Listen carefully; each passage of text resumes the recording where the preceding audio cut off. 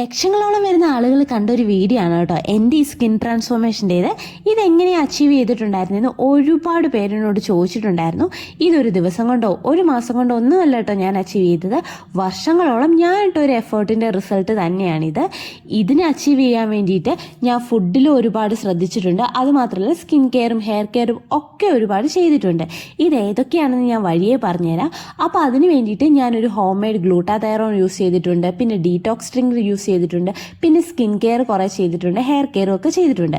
അപ്പോൾ ഇന്നത്തെ വീഡിയോയിൽ ഞാനൊരു ഹോം മെയ്ഡ് ഗ്ലൂട്ടാതൈറോൺ ഞാൻ എങ്ങനെയാണ് യൂസ് ചെയ്ത് എൻ്റെ വേർഷനിൽ എങ്ങനെയാണ് ഇതുണ്ടാക്കുന്നതെന്നും കാണിച്ചു തരാം.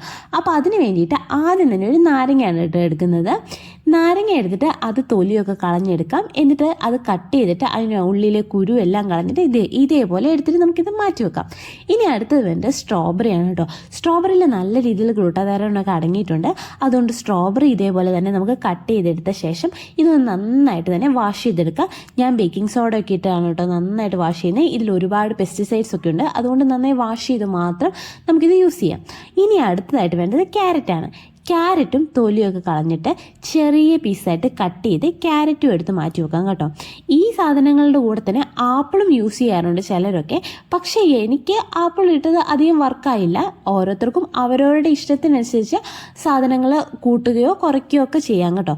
പിന്നെ അടുത്തതായിട്ട് വേണ്ടത് ഒരു ബീട്രൂട്ടാണ്. ബീട്രൂട്ടും പകുതിയായിട്ട് കട്ട് ചെയ്തിട്ട് തൊലിയൊക്കെ കളഞ്ഞ് എടുക്കുകയാണ്. ഇത് ഒരു മാസത്തേക്കുള്ള ഒരു അളവാണ് കേട്ടോ ഞാൻ കാണിക്കുന്നത്. ഈ ഒരു അളവിൽ തന്നെ എടുത്താൽ നമുക്ക് ഒരു മാസത്തേക്ക് ഇത് സ്റ്റോർ ചെയ്യാൻ പറ്റും. അടുത്തൊരു നെല്ലിക്ക എടുത്തിട്ടുണ്ട്. നെല്ലിക്കയും ചെറിയ പീസായിട്ട് കട്ട് ചെയ്തെടുക്കാം. ഇതേപോലെ ഒരു ഇഞ്ചി തൊലിയൊക്കെ കളഞ്ഞെടുത്തിട്ട് അതും ചെറിയ പീസായിട്ട് ഞാൻ കട്ട് ചെയ്തെടുക്കുന്നുണ്ട് കേട്ടോ. ആ ഒരു ചെറിയ പീസ് മാത്രം മതി ഈ ഒരു മാസത്തേക്കുള്ള അളവിന്.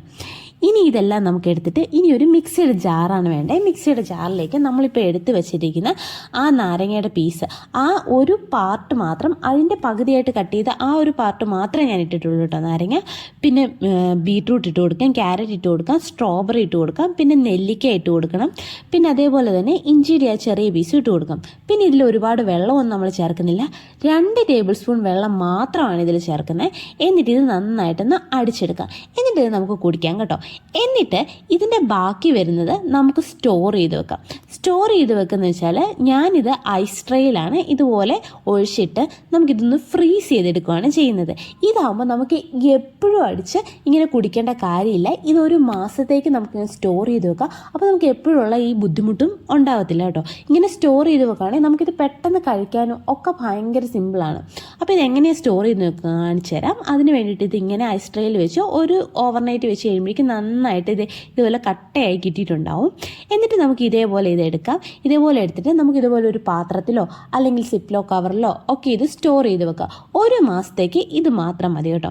ഇതിങ്ങനെ സ്റ്റോർ ചെയ്തിട്ട് നല്ല കട്ടയായിട്ടുണ്ട്. ഇനി ഇതേപോലെ തന്നെ നമുക്ക് അടച്ച് വെച്ച് ഫ്രീസറിൽ തന്നെ സൂക്ഷിക്കണം കേട്ടോ. ഫ്രിഡ്ജിലല്ല, ഫ്രീസറിലാണ് സൂക്ഷിക്കേണ്ടത്. ഇനി നമ്മളിത് ഉപയോഗിക്കേണ്ടത് എങ്ങനെയാണെന്ന് വെച്ചാൽ ഒരു ഗ്ലാസ്സിലേക്ക് ആവശ്യത്തിന് വെള്ളം എടുത്തിട്ട് ഈ ഒരു ഐസ് ക്യൂബിനേക്ക് ഇട്ട് നന്നായി മിക്സ് ചെയ്യുക. ഇത് നന്നായി ഡൈല്യൂട്ടായി കഴിയുമ്പോഴേക്കും നമുക്കിത് കുടിക്കാവുന്നതാണ് കേട്ടോ. പിന്നെ ഇത് എല്ലാ ദിവസവും കഴിക്കേണ്ട കാര്യമൊന്നുമില്ല.